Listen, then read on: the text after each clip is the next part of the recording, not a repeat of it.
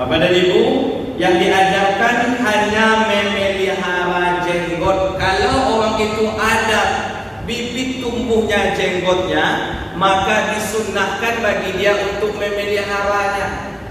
Tapi kalau tidak ada pula cara usaha dia untuk membuat supaya nak tumbuh jambu mana.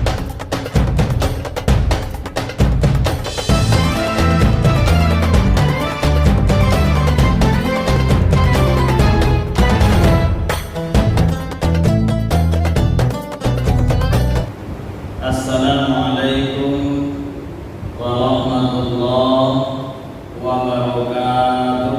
Waalaikumsalam warahmatullahi wabarakatuh. Bapak dan Ibu jangan dimuliakan oleh Allah Subhanahu wa taala. Kita lanjutkan sub pokok bahasan dari wudu kita pada bulan yang lalu, yaitu bagian yang ketiga, bagian yang keempat maksud saya. Yang pertama, dalil diwajibkan kita berwudu, sudah saya sampaikan.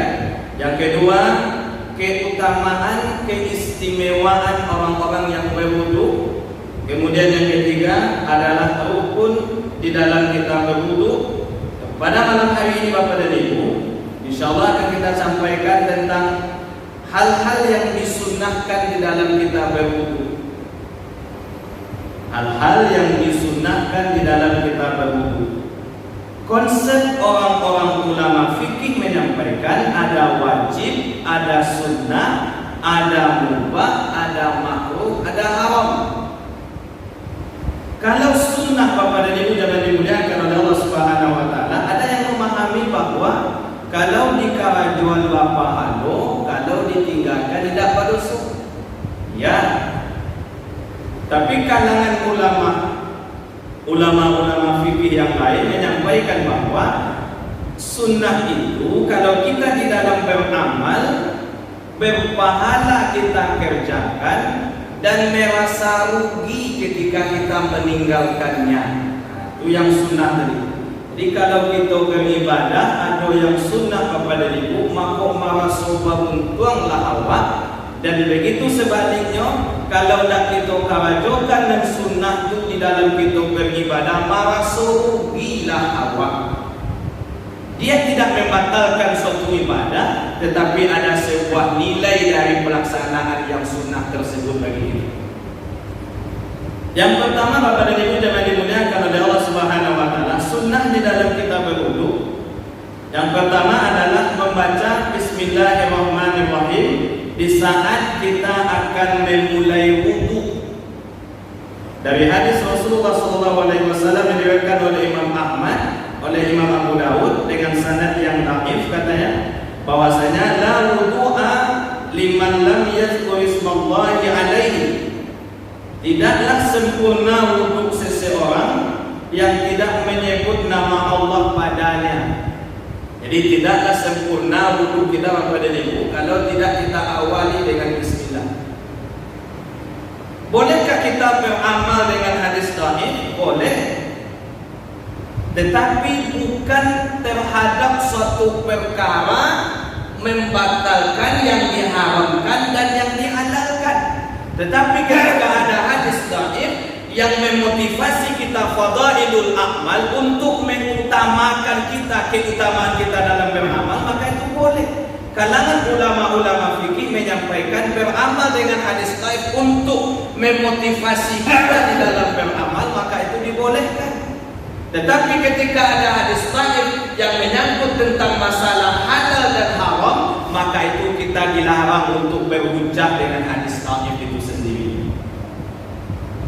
Bapak dan Ibu jangan dimuliakan oleh Allah Subhanahu wa taala.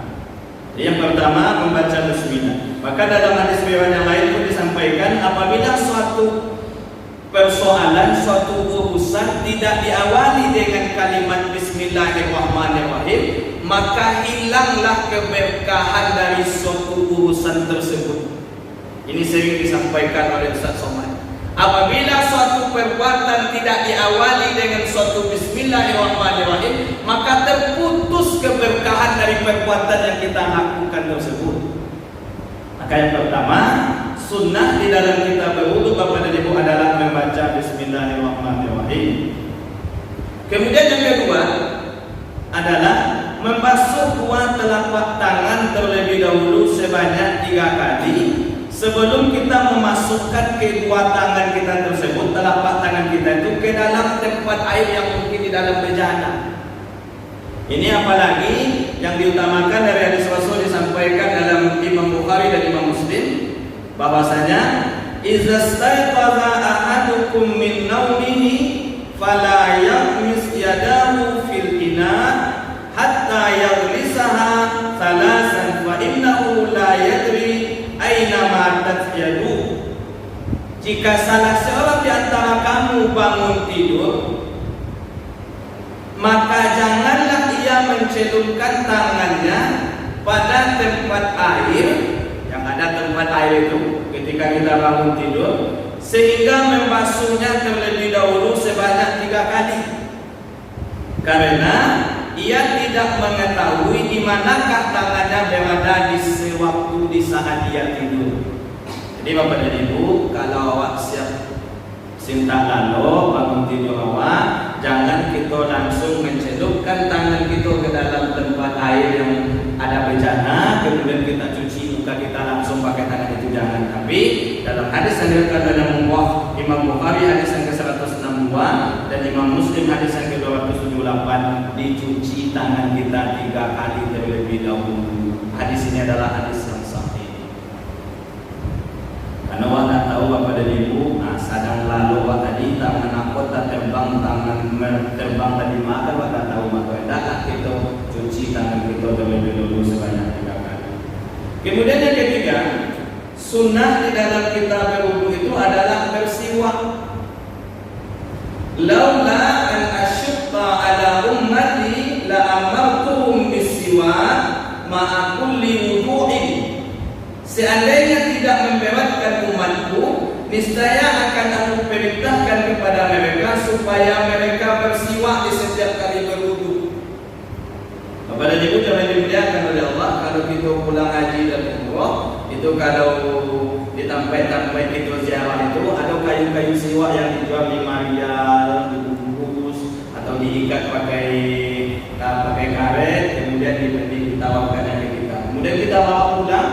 Kalau itu kita gunakan sebelum kita melaksanakan sholat, kemudian kita masukkan ke dalam saku baju kita untuk kita bersiwak, maka itu sunnah bagi kita Bapak dan Ibu, jangan dimuliakan oleh Allah Subhanahu wa taala.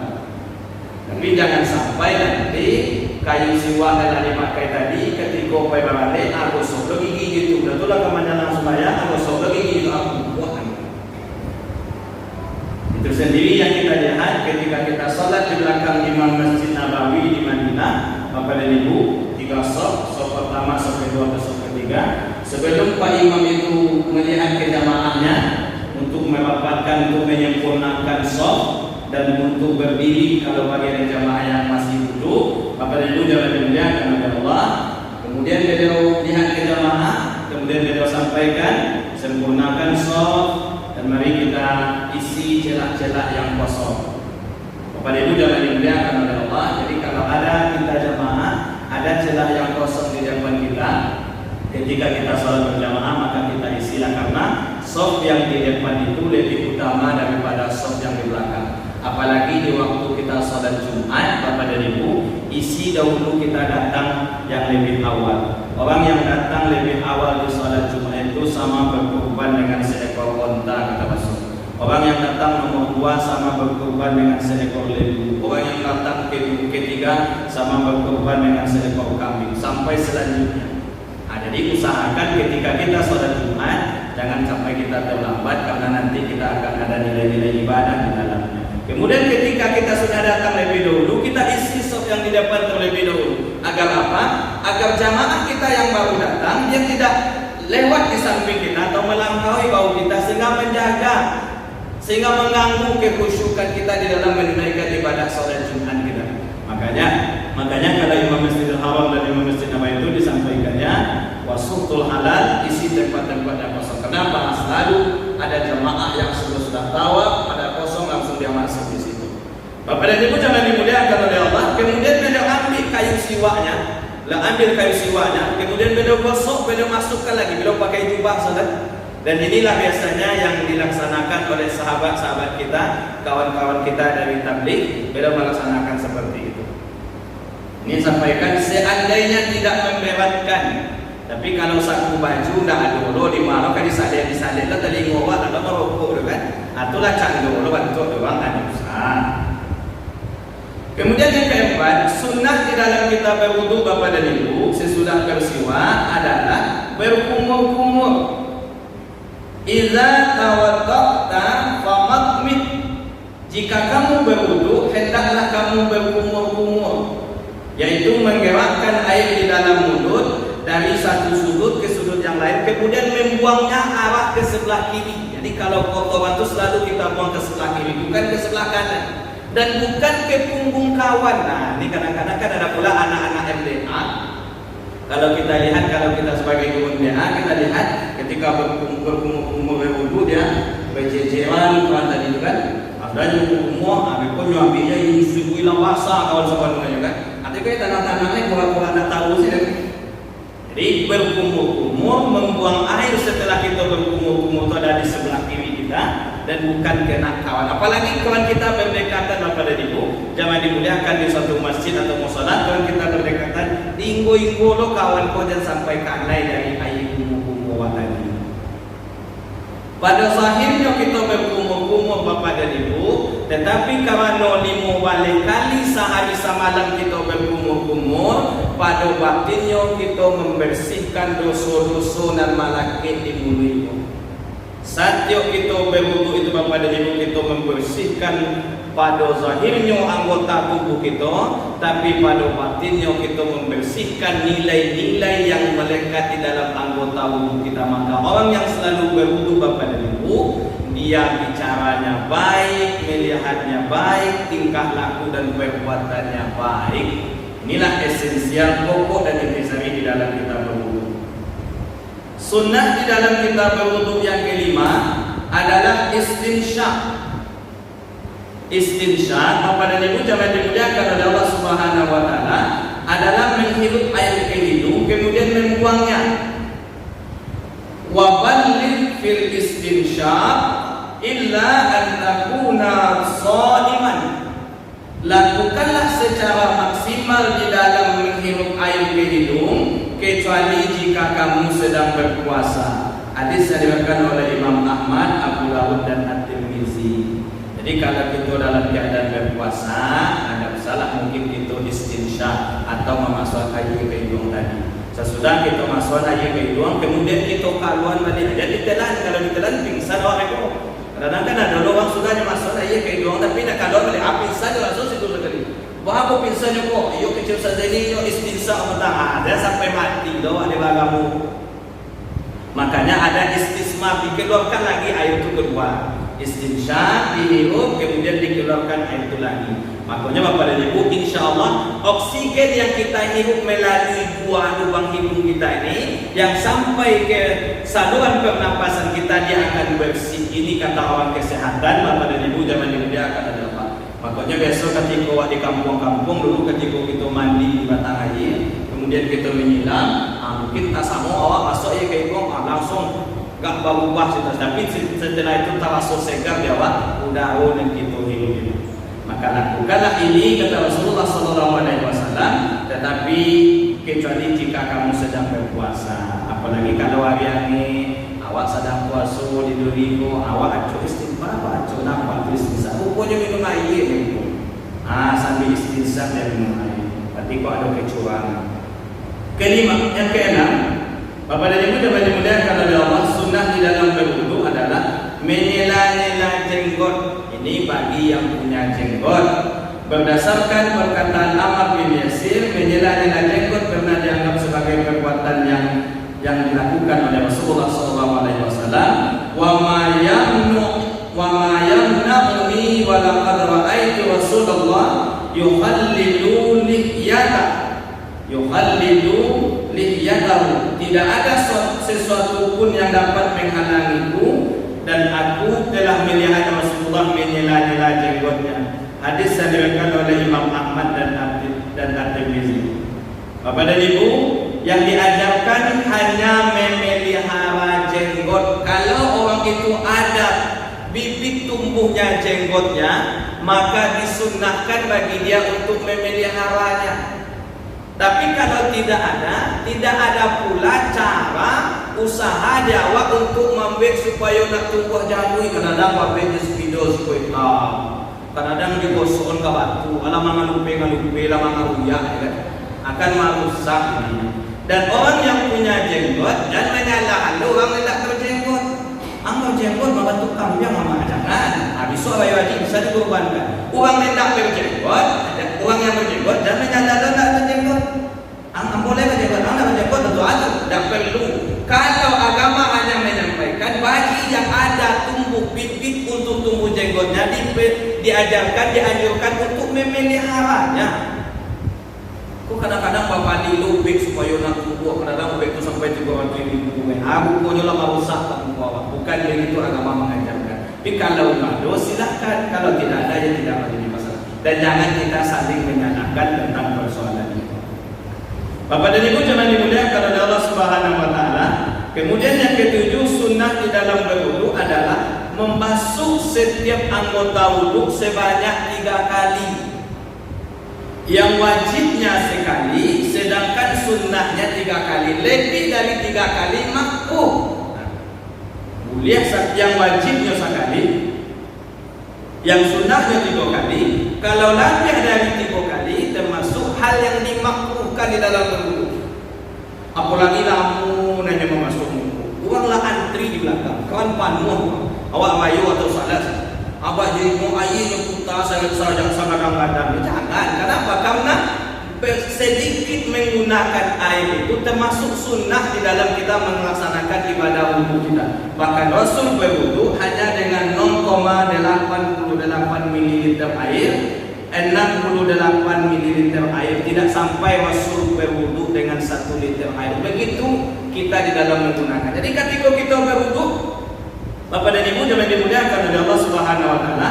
Kalau kita basuh sekali, kalau kita sekali, atau kita basuh 3 kali dalam kita berwudu tadi silakan.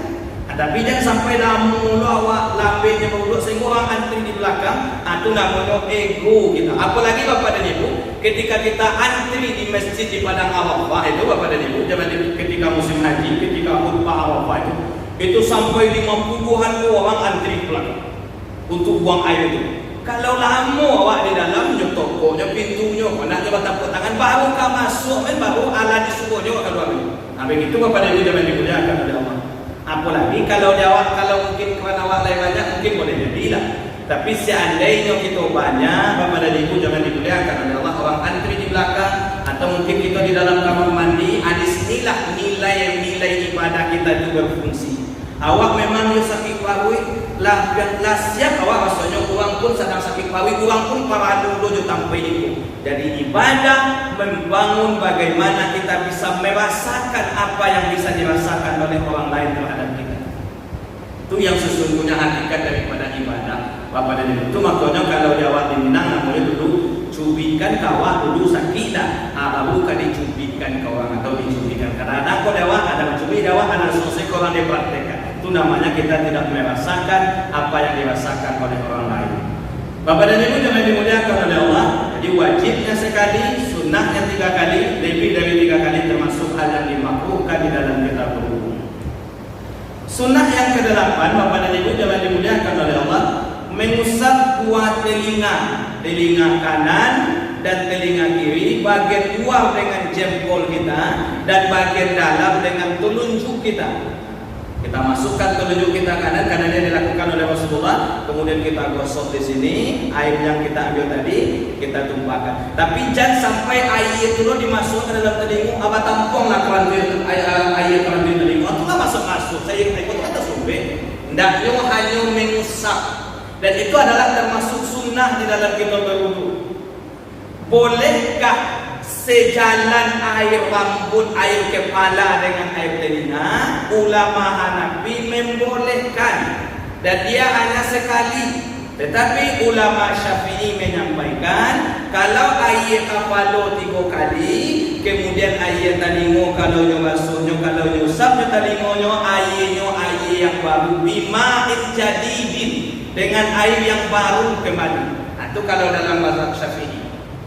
Jadi Bapak dan Ibu, kalau nampak dewa ada orang yang biuduknya nyusapnya kepalanya, nyusak kalian kata lingonya, sekali saja maka wudunya sah. Kalau di awak yang berpemahaman Syafi'iyah, awak 3 kali, kemudian tadi mau kanan 3 kali, tadi mau kiri 3 kali. Nah, pada awak kawan serupa itu aja di sana ambil. Mana kita baca Nabi jangan. Dapat perlu awak menyalah-nyalah amalan-amalan kawan atau orang lain yang itu hanya menyangkut masalah ranting, masalah cabang, masalah furu di dalam agama. Jadi yang ke-8 adalah mengusap 2 telinga kita. Kemudian yang ke-9, Bapak dan Ibu jamaah dimuliakan oleh Allah, idza tawadda'ta fahallil asabi'a yadaika wa rijlaika. Menyelah-nyelah jari tangan dan jari-jari kaki. Jika kamu berwudu, hendaklah kamu menyelah-nyelah dari kedua tanganmu dan kedua jari-jari kakimu.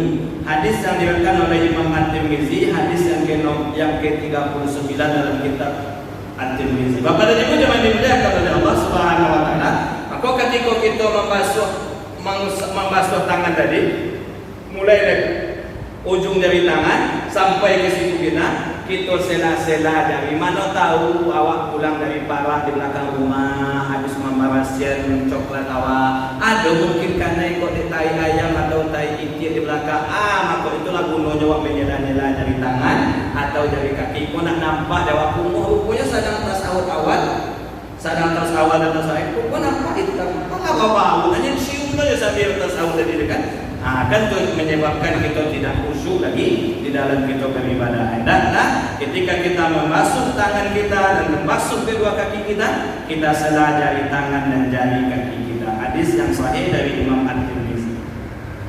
Kemudian yang ke-10, Bapak dan Ibu jemaah dimuliakan oleh Allah Subhanahu wa taala, mendahulukan bagian anggota wudu yang sebelah kanan dari anggota wudu yang sebelah kiri. Jadi kalau kita berwudu, kita utama dulu dari sebelah kanan, siapkan dulu, mulai dari yang kanan dulu, baru kita basuh yang sebelah kiri.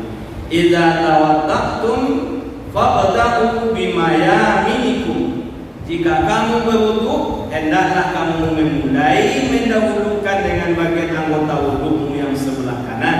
Hadis yang diriwayatkan oleh Imam Ahmad dan Imam At-Tirmizi. Jadi Bapak dan Ibu, ketika kita membasuh telinga awak Bapak dan Ibu, selesai dulu 3 kali yang kanan, baru 3 kali yang kiri. Kalau kami basuh langsung sekaligus Ustaz, sah, silakan. Tapi yang kita bahas, yang kita sampaikan adalah sunnah di dalam kita beribadah yaitu berwudu. Kemudian yang ke-11, Bapak dan Ibu jemaah dimuliakan oleh Allah, sunnah di dalam kita berwudu itu adalah memanjangkan serta melebarkan basuhan. Yakni ketika kita membasuh muka kita, maka sampailah ke leher kita ni. Ketika kita membasuh muka aku Bapak dan Ibu, maka sampailah kita membasuh muka itu sampai kali awak. Kemudian ketika kita membasuh tangan, maka sampailah ke bagian lengan atas kita. Sampai kalau siku sampai siku, maka sampailah di siku. Itu sunnahnya. Ketika kita membasuh kedua kaki kita yang sampai mata kaki, maka panjangkanlah basuhannya sampai kedua betismu. Makanya Bapak dan Ibu, kalau kita membasuh kaki itu diangkat kaki sangene supaya nak turun yaitu di ujung kaki baru sampai ke bawah. Kenapa? Karena berwudu itu ketika kita membasuh kaki itu mulai dari ujung jari kaki, di sela-sela jari kaki sampai ke kedua mata kaki, sampai ke betis awak. Itu makanya Bapak dan Ibu jangan dimuliakan oleh Allah, orang-orang Saudi dia berwudu itu diangkatnya kaki misalkan supaya air itu turun mulai dari ujung dari kaki. Jadi bukan kaki itu dimangkuan, itu dari betis atau dari mata kaki sampai bawah. Tapi yang dipahami dalam surat Al-Maidah ayat 6 ini, Bapak dan Ibu, adalah dari ujung dari kaki sampai kedua mata kaki, dan sunnahnya sampai kedua betis kita. Rasulullah sallallahu alaihi wasallam, "Inna ummati ya'tuna yaumal qiyamah ghurran muhajjalin min atharil wudu man istata'a minkum ayyutila ghurwatahu Sesungguhnya umatku akan datang kelak pada hari kiamat dalam keadaan gurwan. Gurwan itu apa dari putih dahinya, yang dia sampai ke dahinya tadi ini kelihatannya ini.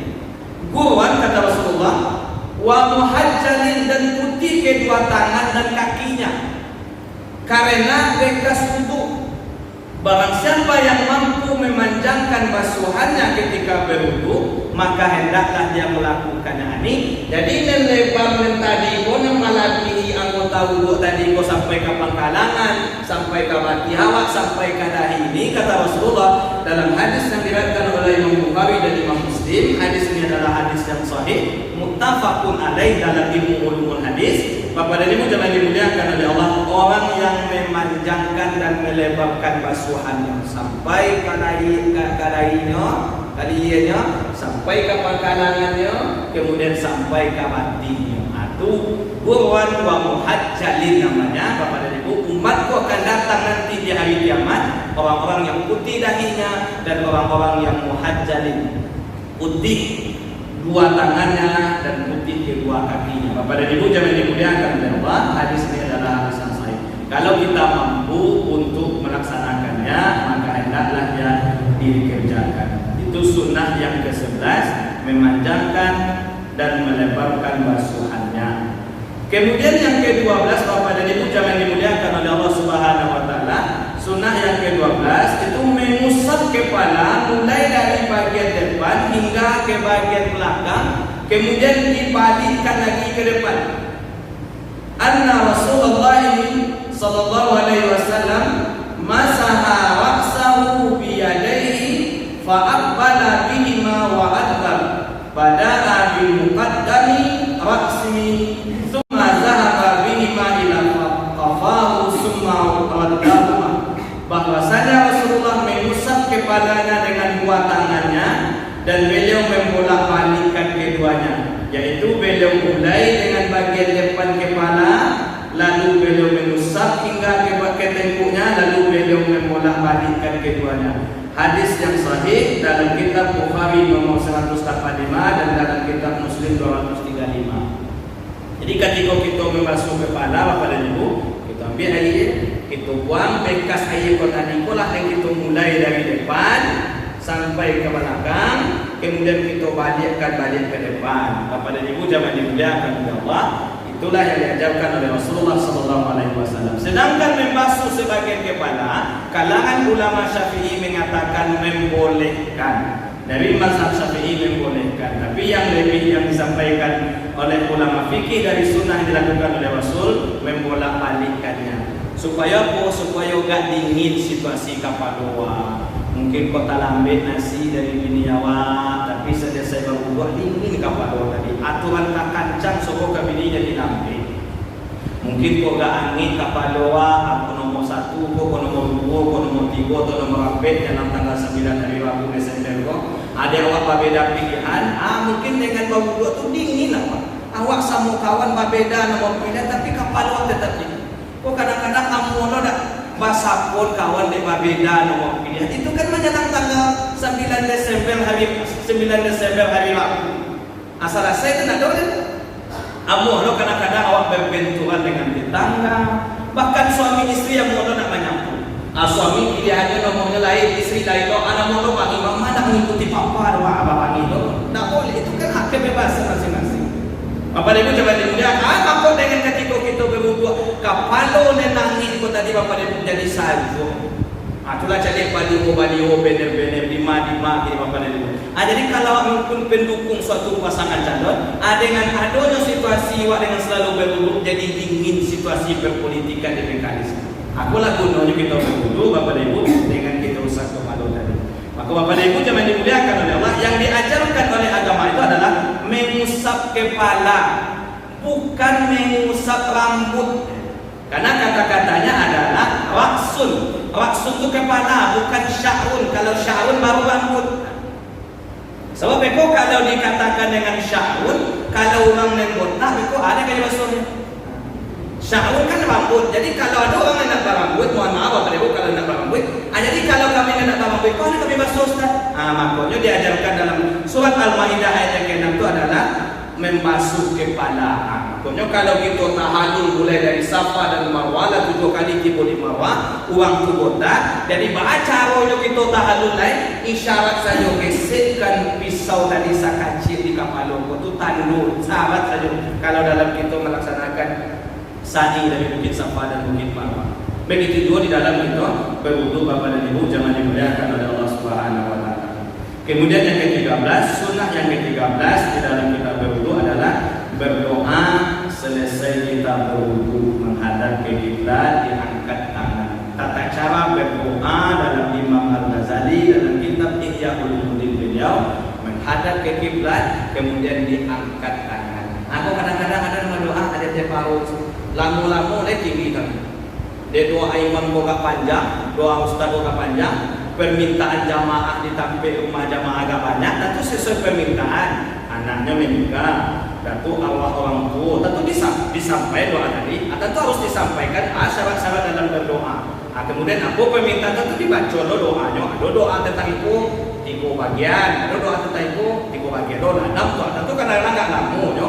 Ada sama aku, abeko nama deko, abeko lah tipu saya dari tangan, abeko ni nama aku saya. Ada nama doa serupa. Jadi kecil Allah kau nak serius ni meminta. Yang lain yang meminta saya nak serius kawan. Kalau aku makinnya sih. Aku berdoa lah menghadap ke kiblat dengan kedua tangan. Bahkan Rasul Bapak dan Ibu jangan dimuliakan oleh Allah ketika beliau berdoa di atas mimbar, beliau angkat tangan ketika salat istisqa Bapak dan Ibu sehingga nampaklah mohon maaf ketika Rasul itu putih bercahaya kata sahabat Rasul. Putih bersinar. Kenapa Bapak dan Ibu jangan dimuliakan oleh Allah? Kedua jubah beliau itu longgar Bapak dan Ibu. Sehingga ketika beliau tangan beliau angkat maka nampaklah ketika beliau itu oleh sahabat Rasul. Sehingga disampaikan. Jadi ada yang berdoa seperti ini ketika kita salat istisqa minta hujan. Ada juga orang berdoa seperti ini. Ya boleh Bapak dan Ibu. Tapi tidak doa dengan doa ini. Orang berdoanya boleh kan? Itu tidak doa berdoa. Doa adalah seperti ini. Maka Bapak dan Ibu jangan dimuliakan oleh Allah. Berdoalah kita selesai kita berwudu. Asyhadu an la ilaha illallah wahdahu la syarika lah. Asyhadu anna Muhammadan abduhu wa rasuluh. Allahumma ja'alni minat tawabin wa ja'alni minal mutatahhirin wa ja'alni min ibadika shalihin. Bapak dan Ibu jangan dimuliakan oleh Allah. Saya sampaikan dari segi ilmu bahasa Arabnya. Asyhadu an la ilaha illallah. Asyhadu anna, kalau ada anna Muhammadan barisnya 2 detik fathah lain. Tapi kalau tidak ada anna Muhammadun la ilaha, habis tahlil gitu la ilaha illallah tiba di tahlil yang ke-33 la ilaha illallah Muhammadur Rasulullah. Muhammadu dhammah lain. Kok kadang-kadang ada la ilaha illallah Muhammadur Rasulullah itu salah dalam segi ilmu bahasa Arabnya. Jadi Bapak dan Ibu jangan dimuliakan oleh Allah. Kalau ada anna Muhammadan, tapi kalau tidak ada anna asyhadu an la ilaha illallah atau la ilaha illallah Muhammadu barisnya Muhammadu itu dari segi ilmu bahasa. Karena ada juga yang kita dengar orang ketika selesai tahlil yang saya dengar yang membaca seperti itu. Bapak dan Ibu jangan dimuliakan oleh Allah. Maka dari segi ilmu bahasa Arabnya asyhadu an la ilaha illallah wahdahu la syarikalah asyhadu anna Muhammadan tansibul isma wa tarfa'ul khabar. Kalau dalam segi ilmu qawaid. Mudah-mudahan 13 sunnah di dalam kitab berwudu ini sekiranya ada Bapak dan Ibu yang bertanya waktu kita sudah masuk secara dalam waktu kepada Bapak dan Ibu saya persilahkan sekiranya ada sunnah di dalam kitab berwudu. Terima kasih kepada Bapak dan Ibu saya. InsyaAllah pada pertemuan selanjutnya pokok bahasan yang selanjutnya akan kita sampaikan tentang yang dimakruhkan di dalam berwudu, kemudian yang membatalkan wudu, kemudian yang dianjurkan berwudu, baru nanti kita sampaikan tata cara di dalam kita berwudu. InsyaAllah akan berlanjut materi kita tentang fikih ini Bapak dan Ibu. Mohon maaf sekiranya ada salah dan yang ada kepada Bapak dan Ibu kami yang kami muliakan kepada Bapak pun. Astagfirullahaladzim wa atubu ilaihi wa billahi taufiq wal hidayah. Assalamualaikum warahmatullahi wabarakatuh.